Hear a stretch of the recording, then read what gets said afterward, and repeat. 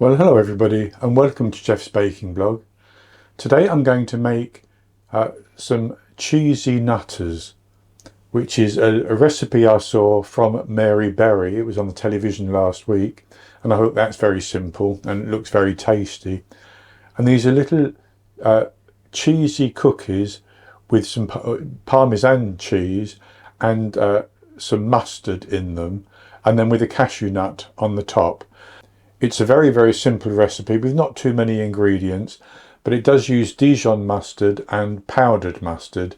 Powdered mustard, that Coleman's type powder, is very easy to get if you don't have it.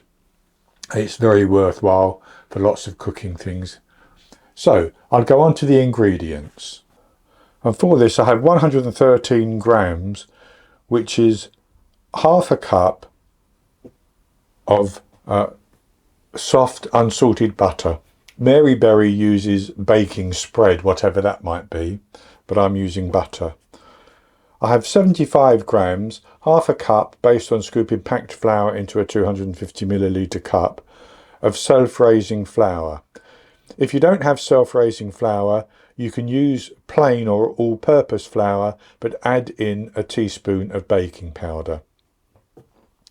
I have 75 grams, which is a scant 2 3/4 ounces of grated Parmesan, and I've grated mine quite finely, so I can't give a cup measure for that because it depends on how you grate your Parmesan, but that's 2 1/4 ounces. I have 55 grams, 4 1/2 tablespoons of fine semolina. I have 10 millilitres, 2 teaspoons of Dijon mustard, 1 1/2 grams, half a teaspoon of mustard powder, and 24 cashews. So that's all the ingredients. Now Mary Berry makes her dough in a food processor, but I'm going to use my hand mixer. You can do it by hand as well. And so all the ingredients except for the cashews will go into a bowl to be mixed. And I'm going to start off by putting my flour and semolina and mustard powder in a bowl, and I'm just going to give those a mix around. That's as much as anything to help to get the mustard powder fairly evenly distributed. And then I'm going to add in the butter and the Dijon mustard.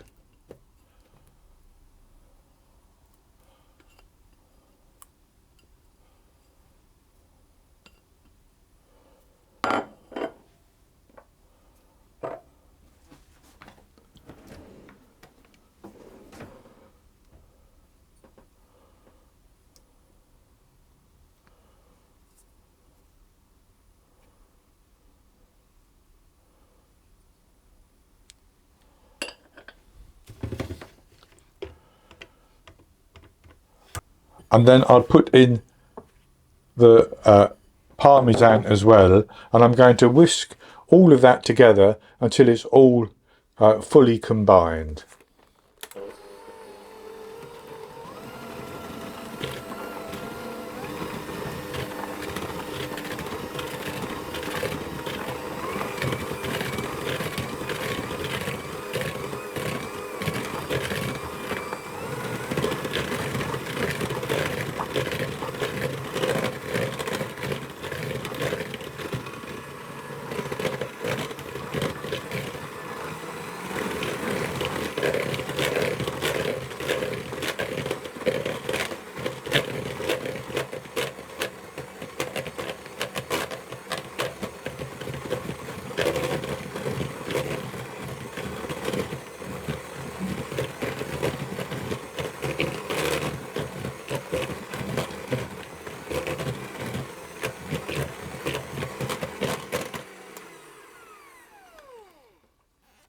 And that is all nicely combined, and I'm going to just scrape that together using my spatula.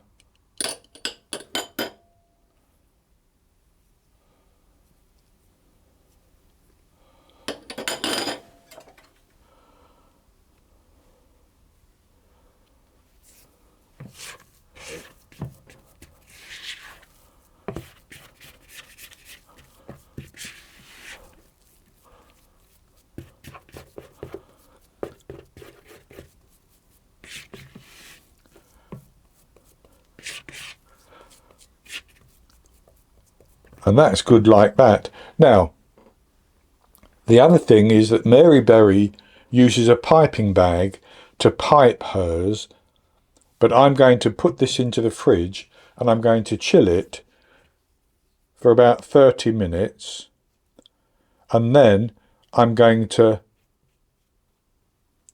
divide it and make little balls of dough which I can put onto my baking tray. So I'll chill that for 30 minutes, and as it chills I will preheat my oven to 180 degrees Celsius, 160 Celsius with a fan, 350 Fahrenheit, and I'll have a couple of baking trays lined with silicone mats or with parchment paper ready to put the cookie dough onto once we shape it. So I have my oven preheating now, and what I'm going to do is I'm going to take about 13 to 14 grams of my mixture and just form it roughly into a ball, put it on the baking tray and just press it down a little bit like that.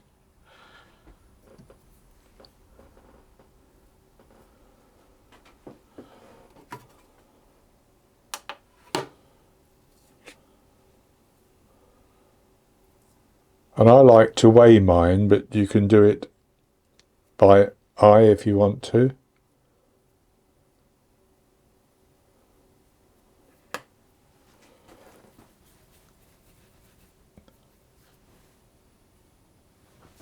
Just like that. And I'll do the same with the remainder. And with my dough divided like that, I'm going to take my cashews and I'm just going to press one into the top of each piece of dough.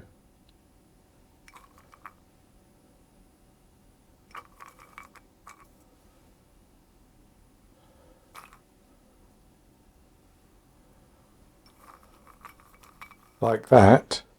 And I'm going to put those into the oven, and I'm going to bake them for between 15 and 18 minutes until they colour quite nicely, and then I'll take them out of the oven and put them onto a wire rack, and when they have cooled down I'll come back and show you the results. I baked the cheesy nutter cookies for 16 minutes. They coloured up quite nicely. They were very tender when they came out of the oven, so I left them on the trays for a couple of minutes, then I carefully transferred them to a wire rack. So I'll show you what they look like. And as you can see, they've baked up quite nicely, and the eagle-eyed among you may notice that there's only 23. That's because that one there was devoured just a few minutes ago.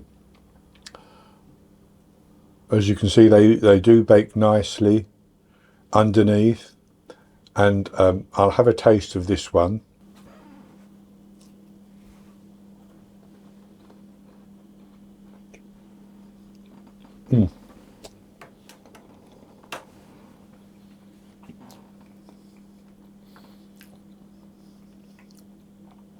That's very, very good. Has that lovely cheesy flavour to it. The mustard adds a depth of flavour as well. Then the crunch from the cashew nut. The biscuit itself is crunchy but very, very light and airy. I could quite easily devour all of these. So that's going to be it for this recipe. I hope you've enjoyed it, and if you have, please give me the thumbs up below and click to subscribe to my YouTube channel. In the top right hand corner of the screen there'll be an eye that you can click on, and that will take you to a link for the recipe, and I'll put a link below the video as well, and I'll be back with another recipe in the very near future. So until then, happy baking.